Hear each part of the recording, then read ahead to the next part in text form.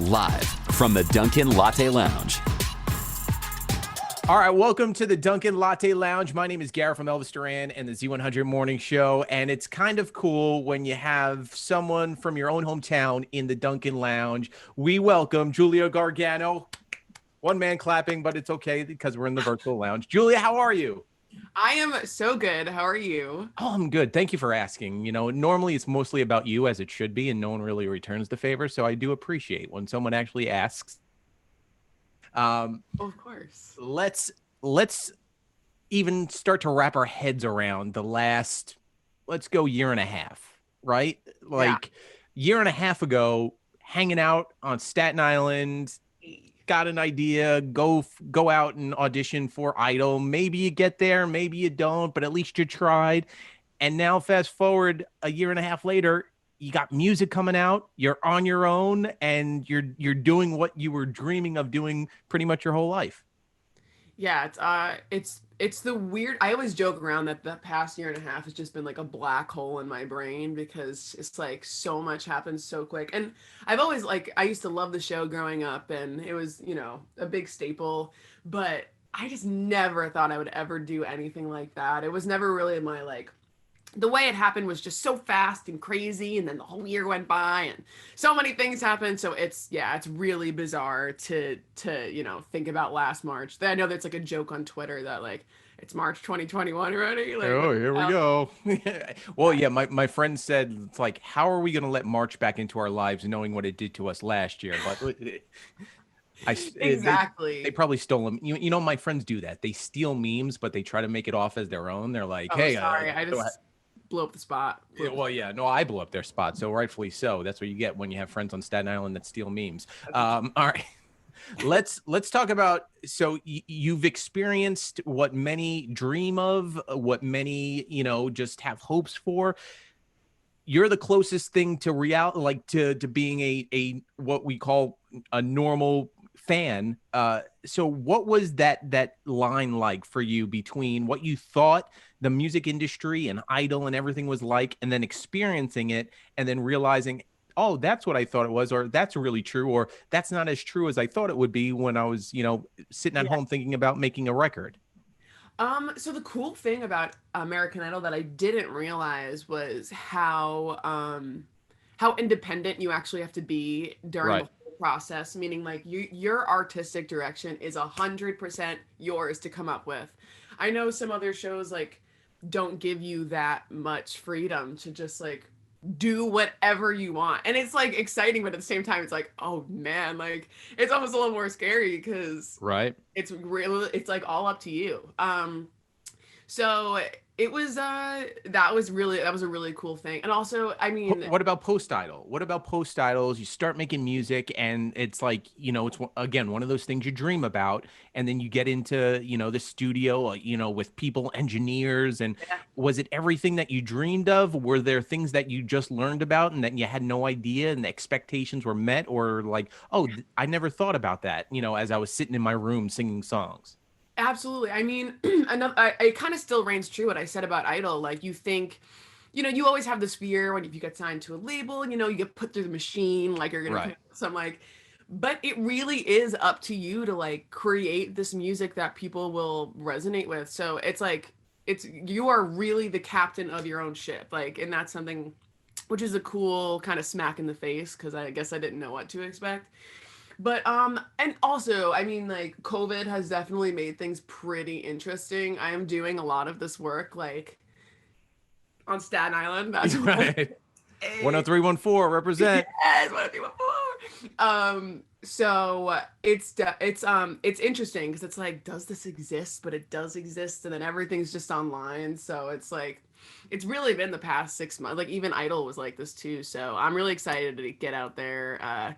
I've flown back and forth to California a couple times to do some stuff, which was sick. But I think right now it's hard to answer that question. Since COVID is in play. It's almost like being a senior this year in high school and asking someone 2 years ago, what was senior year like? You really can't compare. So I understand it. So it's almost like you've experienced it and you're a professional now, but you haven't gotten that full feel of what it's like to be in a studio with 10 people and creating stuff because of all the guidelines that are out there. I get it. 100%. I mean, another thing, a really cool thing that I've learned too is just like you really gotta like learn self-love and confidence and all that shit pretty quick. Right. Because, you know, again, like you are what keeps your project going, you know, like people aren't going to want to put energy into it if you're not like always, you know, like super excited and working super hard. So it's cool. It like really teaches you to like, I don't know,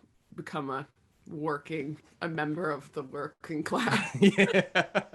Well, so no, knowing, just getting your feet wet, like into the shallow end of the music industry pool, do you go back and you watch the Britney Spears documentary and you start to see a little of this, be like, okay, I need to look out for this, or I need to look out for this type of person, or I need to concentrate on this with me? Like, do you watch stuff like that? Yes. And I mean, for me, I'm a very like, oh yeah, sure, let's do that. Or, oh, you think that's a better idea? Sure, let's do that. But Right. that is I've gotten warned many times by people that is the worst thing you can do, is just be overly compliant and overly like letting somebody else take control. And It's easy to say yes. It's harder to say no. Yeah, because again, like you're dealing with people that are like experts in this industry. And on the business side, which I'm not, you know what I mean? I do. You're learning about it. Yeah, I mean, you're a rookie. Exactly. So, you know, it's really easy to be taken advantage of people that know the contracts in and out, or know just know the little things that can kind of screw you over. But I wouldn't know that. So Like, I would never know what a back end deal is. You know what I mean? Exactly. There's like sunset clause, this bada bing, bada boom. And then next thing you know, you're like locked in for life. So it's just about like, you know, putting your learning cap on. Right. And making sure that no one can just take advantage of you that way. Because it's easy. It's easy. But it goes back to like what we were talking about, though. Prior to all this success, I mean, for me, it's still the same, because it's like, oh, she just walks into a studio, she makes a song, and it gets 1 billion streams, and she makes a $250 billion, and she lives happily ever after.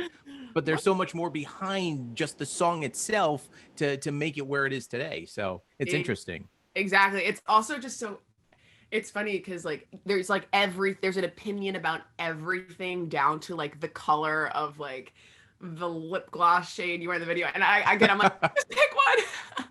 Just go to CVS and get me something quickly. Like people have this many opinions. Like, oh, Julia, like be more picky. So it's very interesting for like. Wait until you get to this point. Like a friend of mine was making a song and goes, "Hey, I got to go back in." I go, "What's wrong?" And I go, "They can't hear me pronounce the T correctly." So he had to go in and go like at the end of like pronunciation. I go, I guess I get the heart. I don't know, but all right, let's talk about the mind blown moments for you, Julia. Like last year, outside of Idol, what has been one of those moments that you go, all right, I need to pinch myself to see if I'm actually sleeping and this is reality? So it kind of has to do with Idol, but not really, because it was definitely when Brandi Carlile is like one of my favorite songwriters of all time. I love her just so much. And I sang one of her songs on the show, and she followed me, reached out to me, like did the whole thing. And that was just so bizarre. Especially, was it weird getting a follow? Like you're sitting at home, you're on Staten Island, you're enjoying some Ralph's Ice or whatever the case may be. And then all of a sudden you start noticing people that are pretty freaking famous follow you on social platforms. Yeah, it was so weird. You just feel, I'm just gonna sound dark. It's just like, oh my gosh, like people know who it's just such a saturated industry, you know what I mean? And there's so many people that have this dream and are doing this thing. So yeah, it was so weird because when I watched that episode, I'm pretty sure I was home. I don't even know where it was. And everything was just home. And then you have like Brandi Carlile following you. It was just, that was the weirdest moment. That was like, definitely pinch myself. Like, I can't even get excited because that's definitely just like a glitch in the system or something. Is she okay? What's wrong with her? Yeah, like Is she breathing?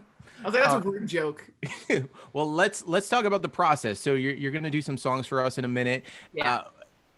Now, what's it like? You know, it's not like you're sitting in your room, be like, oh, maybe I'll write this song and sing it, somewhere at a mall or somewhere. This is a different level of stuff. So let's break down the songs that you're doing and what went into them for you personally, and how emotionally connected, because these are your children essentially, Absolutely. Which one do you love more? What child do you love most? No, I'm like, I can answer that. yeah, tell us about that first song that you wrote as an artist and not just a contestant.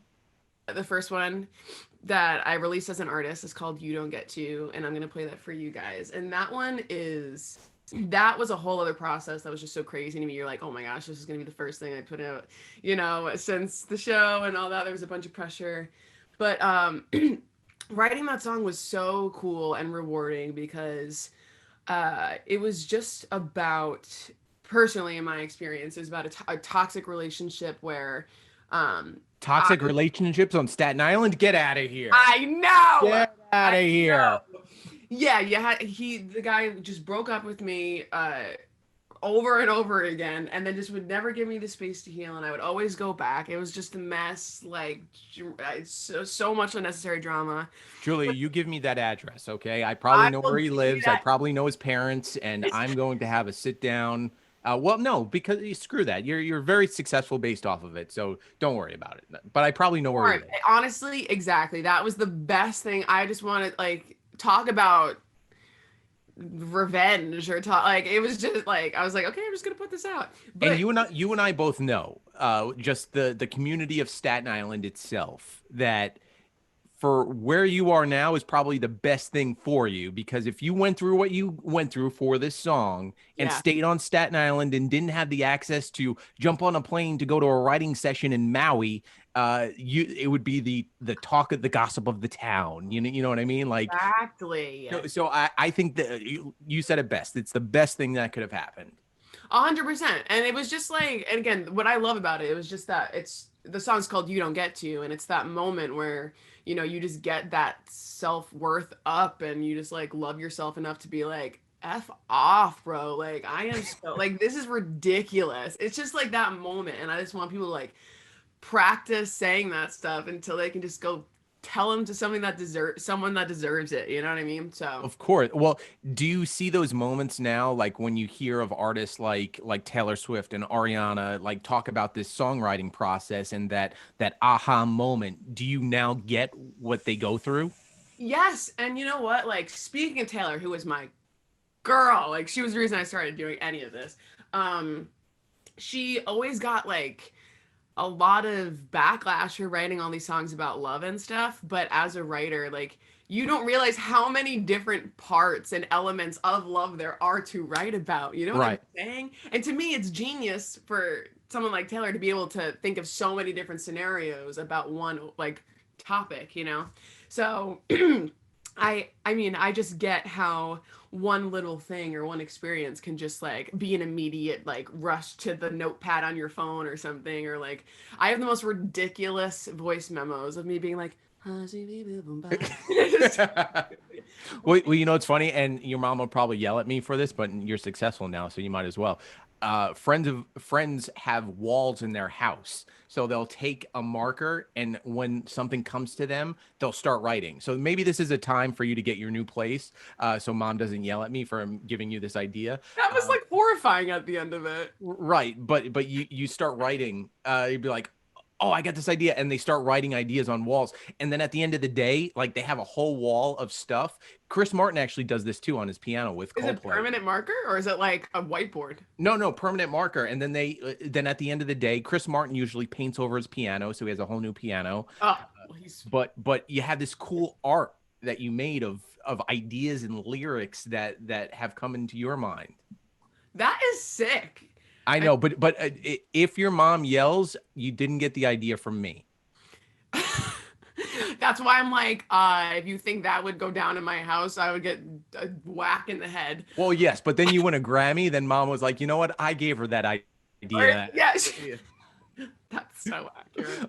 All right, so you're gonna give some songs in just a minute, and we're super excited about it. I mean, I know you have an amazing voice. All your fans know, and to see you perform is just pretty pretty amazing. And hopefully sooner than later, we get to see it live in a show with seats. I prefer standing, but that's just me. But let's talk about social real quick. If you're not following Julia, hit us across the board with all the socials to follow along and tweet and slide into DMs and all that stuff. Oh yeah. So Instagram, Julia.Gargano. Should we follow there? Twitter, Julia_Gargano. And your girl's gotta do the TikTok thing, which is the talk of the town. Well, you got to make a song with a catchy hook so people can do dances too. I know. I've actually just recently started to scroll on TikTok. I was so late to the game, so I'm just starting to get my the algorithm correct, and all of my For You page is just the funniest stuff. So I'm becoming quite. It tells a lot. The For You page tells a lot about you in general. Like for me right now, it would be dog tricks and how to fold bacon. How to fold bacon. I'm curious. Me too. See, that's why it's all over TikTok. All right. So, Julia, before we let you perform, and I shut up and get out of the way. So we ask everybody that comes into the Dunkin Latte Lounge, and this simple question. It's simple, but it could get very deep. Got it. Let's envision the Dunkin on Victory Boulevard right next to CVS because it's small and intimate. Yeah. We're going for lattes. I'll say, you know what? I'll wait in the car. You go grab, your half decaf because we know you drink too much and you'll be writing 20 songs. Yes. But you get to go hang out with any artist you want and just, sip on a half decaf and maybe me a latte. What artist, actor, actress are you having a Dunkin with? Okay. And picking their brain and why? I would have a Dunkin date with. Oh, I like a Dunkin date. Dunkin date with probably Sylvester Stallone. All right. So let me be honest with you, and this is no judging. Most artists, as we I pose this question to, they get deep and be like, well, I want to sit with Paul McCartney and the Beatles and talk about. But here's the thing I love about you. That could not be more of a real answer than anything else. It's just true. Okay, because honestly, Rambo is my favorite movie series. I can probably it's a bond that me and John Rambo have, and to be able to talk to the man behind the greatness. You know what's great about doing interviews like this too? So that quote right there will end up on your IMDb page like that. Those secret, those little nuanced questions about artists and celebrities. Be like, Julia's favorite actor is Sylvester Stallone, and she has a thing for Rambo. Yeah, the Italian stallion. Are you kidding? All right, I love it too. And you know what? He would fit in perfectly at that Dunkin on Victory Boulevard too, because it's it's very him right there. Exactly. It just more South Shore because that's very Italian, but still. Yeah, still. All right. So, Julia, thank you for everything. Thank you for stopping by the Dunkin Latte Lounge. Well, I'm saying that because I'm leaving. You're staying to perform for everyone. But we will see you guys soon. Thank you for watching, Julia. Thank you for singing. Thank you for chatting with us. And we will talk to you soon. All right. Thank you so much for having me, guys. Thank you.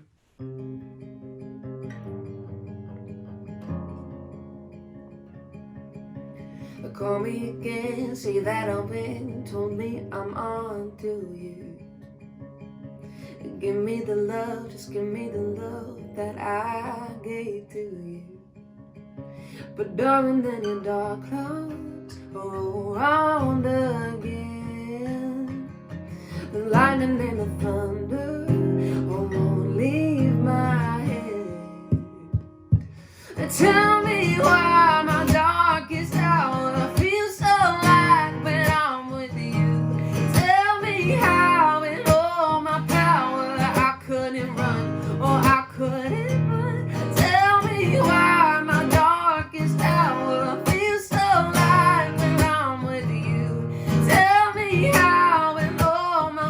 I could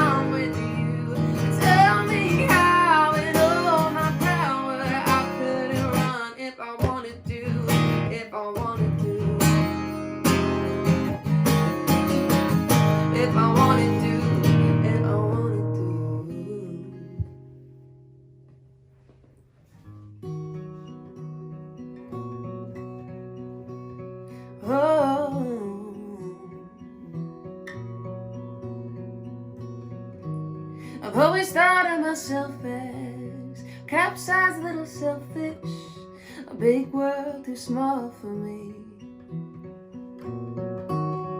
I never undecided until you turned me silent with your perfect company. Oh, if life is a storm that you need to weather, or all on your own, I'll still be here forever. And if life is a storm, then it'll get better. Oh, we'll walk over miles, then come back. And you don't give the birds wings because you're too afraid to fly. You don't take the whole ship because you wanna take a dive. You don't give the birds wings so you don't have to be alone. And even if all of me is saying not to go, who am I to tell you so?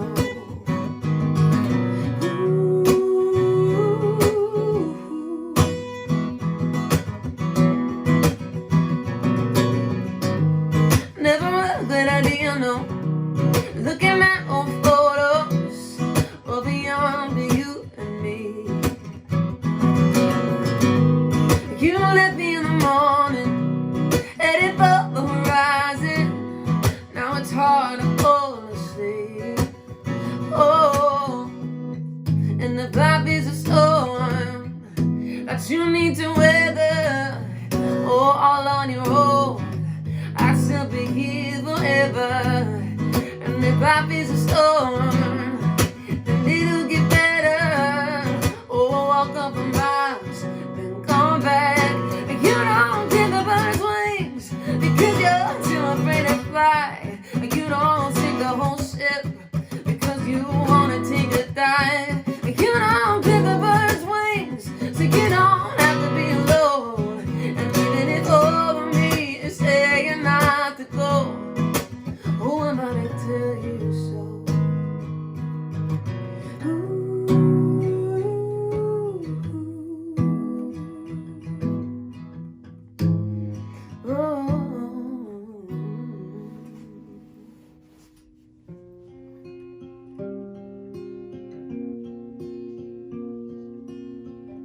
Showing up like it's what I wanted.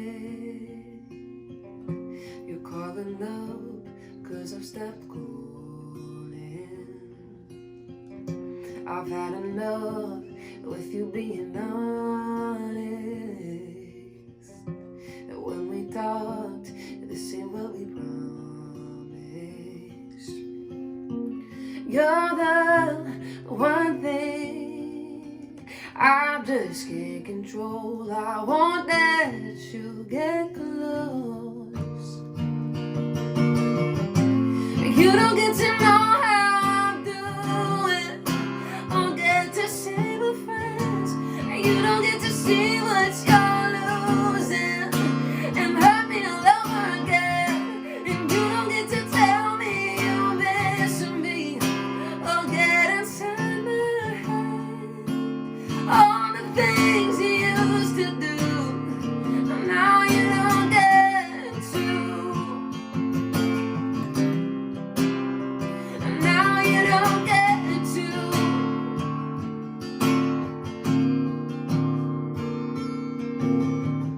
I think I broke underneath the pressure. I'm going slow to pull me back together. And every night it feels a little better, knowing that you're not coming home. You're the one thing I just can't control. I won't let you get close. You don't get to know how I'm doing, don't get to say we're friends. You don't get to see what you're losing and hurt me all over again. And you don't get to tell me you're missing me or get inside my head. All the things you used to do,